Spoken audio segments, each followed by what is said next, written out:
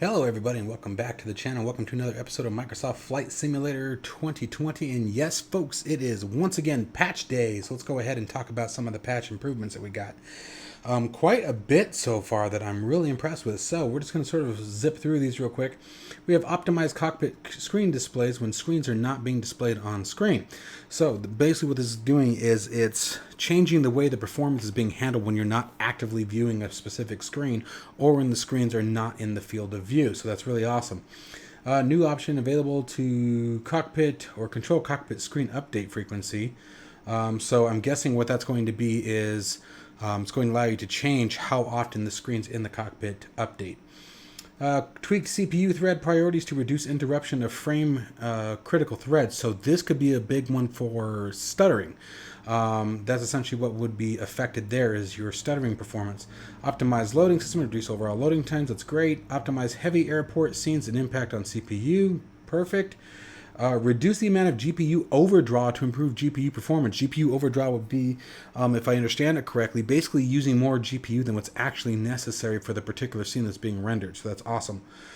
Frees up more of the GPU performance for later tiles to be rendered. Memory optimizations to reduce software memory footprint and improve performance on memory limited computers. So this is going to change how much RAM is actually being used by your machine, and therefore for you systems that are on 16 gigs that are flirting with that minimum line, it's not going to be as crucial. So that's a good one. And then overall performance optimizations. That's fantastic. I can't wait to see this in action. Incoming ATC Azure Speech has now 3 different voices. Cool. ATC voice gender is now based on the avatar of the pilot or co-pilot. So my guess would be if you're flying a male, you get a male ATC. Flying a female, you get female. Which, I mean, cool, I guess. I think they should just be random personally, but all right. Fix for the incorrect voice pack being used if a game is not localized in English and if the Windows offline text-to-speech option is used. Cool.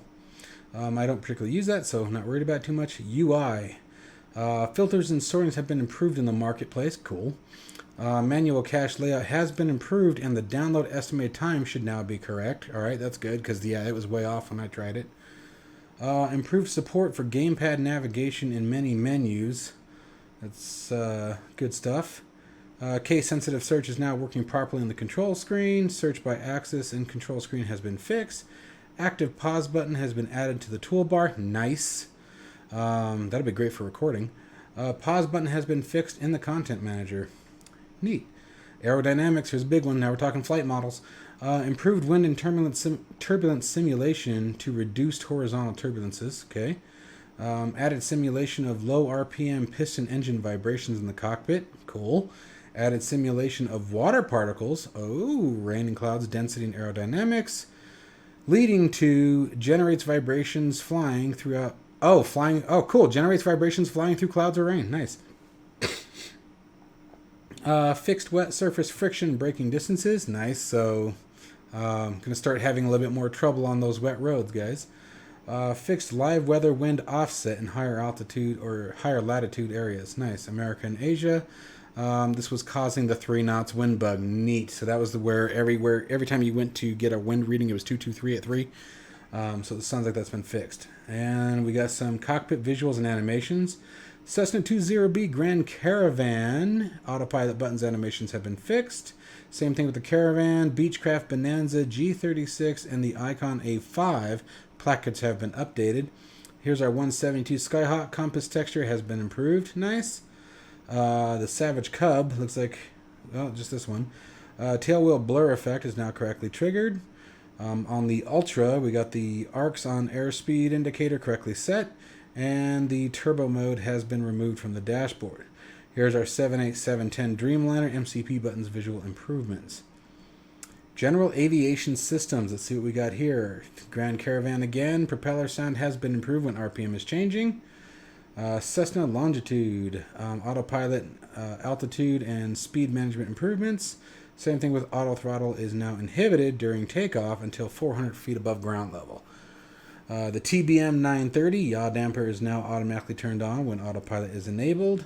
The Beechcraft King Air windshield de-icing is now working. I didn't know that was an issue. I was playing around with that one a couple days ago.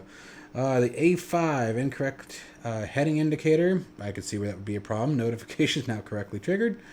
The Ultra, again, flaps now operate mechanically instead of electrically. And the trim management improvements. Nice. Cessna Citation, the CJ4, so our puddle jumper reverse thrust has been removed. Nice. And let's see here. The Cub indicated airspeed autopilot mode is now working properly. And again with the 930 and the Grand Cherokee, or the Grand Caravan, PT6 engine shutdown duration has been increased. Nice. Oh, here we go again. Some Aviation Avionics. This is a big patch, guys. System longitude. Several knobs of the G5000 are now working. Okay. Beechcraft 172, G1000. Nothing for the 182. Darn. Fixed missing altitude knob. Alright, I can live with that. The King Air again. Menu key is now working properly. The 152 and 52 Aerobat. My dad got to fly one of those, the Aerobat. Avionics state has been fixed using the honeycomb device battery switch. Nice. Alright. GNS 530. Flight plan display alignment has been fixed. Okay. For the G1000, automatically switches from nav to localization when needed. ET and ETA fixed wrong values. Okay. G1000, 3000, 3X series. Autopilot setup is no longer reset when enabling autopilot. And fixed missing flight plan when the selected departure is coordinates on the world map. Let's see here what else we got. The G3X text size and approach box has been increased. Approaches can now be selected and loaded. Fixed bad information in nearest VOR page when the VOR is selected. I never even ran into that. Let's see here. Autopilot behavior improvements for the airliners. These next 3 or 4, looks like 3, are 747. Rear wheel steering has been fixed. Pressing the battery button now always display the on part. Improved flaps deployment and retraction sequences. And then for the 787, fixed auto throttle, not giving feedback to or giving back control to the pilot when disabled. That's a problem. Center takes drain first when decreasing fuel quantity via fuel payload menu. Gotcha. Auto throttle is now automatically disengaged when landing. Auto throttle now engages correctly during takeoff roll when conditions are met. Good. Altitude intervention no longer needs to be pressed again when not needed. And here's our Airbus. Automatic speed management improvements. Alpha floor condition is now correctly triggered. Holy mercy, look at this. Alright. Airliner avionics. Weight is better taken into account for V-speed calculations. And then for the 747, we have the FMC now allows activate approach without going to the route page. Approach VREF speeds are fixed. Cool. Or VREF, excuse me. Empty rectangles no longer displayed on the FMA. Runways are now displayed in correct order on the FMC. And cruise altitude no longer automatically filled in the FMC. For our 787, LNAV and VNAV correctly displayed as armed in the FMA when conditions are met. Altitude target on MCP can no longer be set to negative values. Good. That would be bad. Auto throttle made no longer displayed on the FMA when auto throttle is disabled. Fixed wrong flaps values displayed in the FMC takeoff page. That sucks. That's a good fix. Target heading line. ND is no longer reset while in heading mode. I don't even know what that one means, so good stuff. Direct to flight plans can now be entered in the FMC. Nice. I didn't know that was an issue. I haven't tried the 787 yet, and I haven't even sat in it. Alright, A320. Target altitude can now be changed when autopilot is disabled. Arm modes no longer appear in the boxes on the FMA. Flaps full indication instead of F on the ECAM. FMGS messages invalid entry replaced by not allowed. Cool. FMGS now only displays arrival procedures corresponding to the selected runway. Nice. FMGS now correctly displayed ETA for approach points. Cool. Removed remaining waypoints on ND after selecting different approach procedures. And fixed heading bug alignment on offset issue. Wow, there's all kinds of stuff getting fixed. Fixed missing runway in the performance pages of the FMGS when departure runway is selected. And fixed constraints flickering on ND.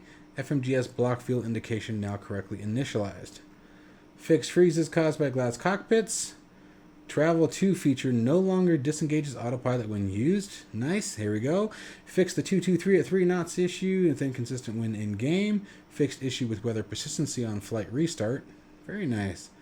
Upgraded multiplayer servers. There you go for your multiplayer pounders. I haven't tried it yet. Rating display on bundles improved. This for the marketplace. Performance drop after downloading. Yep, I've seen that. An add-on purchase outside the marketplace no longer has any impact on installed filter in the market. Cool. All right, that's good stuff.